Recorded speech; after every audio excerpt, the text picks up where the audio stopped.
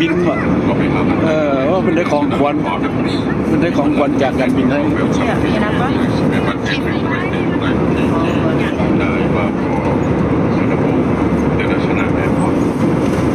Right now we have a budget of 28,000 feet or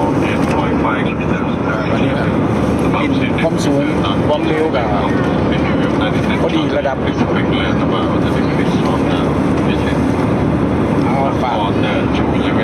เอาเพื่อนๆเฟซแล้วกับเพื่อนๆยูทูบทุกคนการบินไทยมันเสื่อมดีหลาย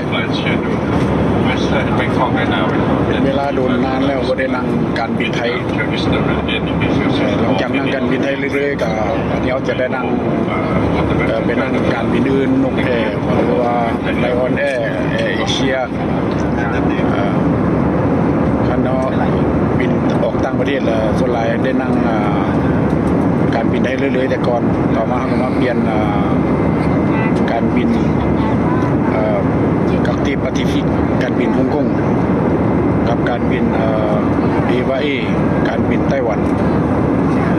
แล้วก็นั่งการบินไชน่าแอร์ไลน์กับไชน่าอินเตอร์แล้วก็การบินอังกฤษการบินฝรั่งเศสพร้อมทั้งการบินมาเลเซียการบินเยอรมัน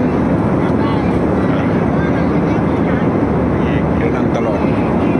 ส่วนที่มาเขาก็มานั่งการบินอย่างกาตาร์เพื่อจะกลับบ้านนั่งการบินกาตาร์ตอนมากับกาตาร์เมืองตูลูสมากาตาร์หลังจากกับกาตาร์มากรุงเทพแล้วจะกลับกรุงเทพเพื่อไปนั่งการบินกาตาร์